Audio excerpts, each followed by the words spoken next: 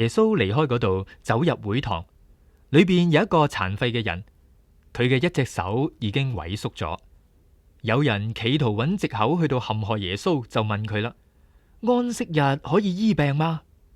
耶穌就回答啦：如果你哋有一隻羊喺安息日跌咗入坑裏邊，唔通你哋唔將佢捉住，然後拉上嚟咩？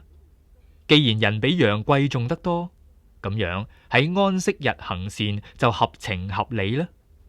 耶穌轉過身嚟，對嗰個隻手殘廢嘅人話啦：伸隻手出嚟。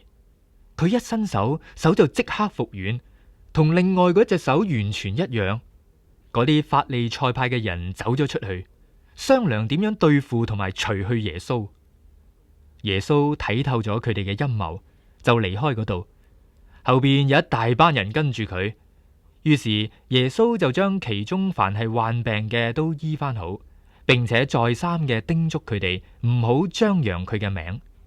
呢個又應驗咗以賽亞先知嘅預言話：看啊，我所揀選的僕人，是我心愛的，是我稱心滿意的。我要將我的靈賜給他，他要向普世傳正義。他不爭競，也不嚷鬧。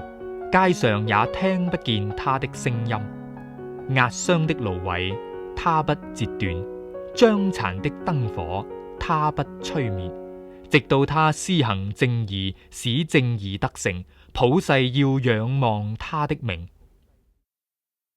有人帶咗一個被鬼附住又盲又啞嘅人嚟見耶穌，耶穌就醫好咗佢，令佢既能夠睇見又能夠講嘢。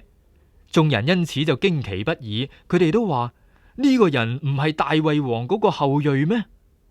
但係法利賽派嘅人聽見呢，就好輕視咁樣講啦：佢不過係靠鬼王別西卜趕鬼啫。耶穌洞悉佢哋嘅心思，佢就話啦：一個國家內部分裂，必然會滅亡；一個城、一個家內部分裂，亦都必定企唔住嘅。如果撒旦驅逐撒旦，豈唔係自相殘殺咩？佢嘅國又點能夠唔破滅呢？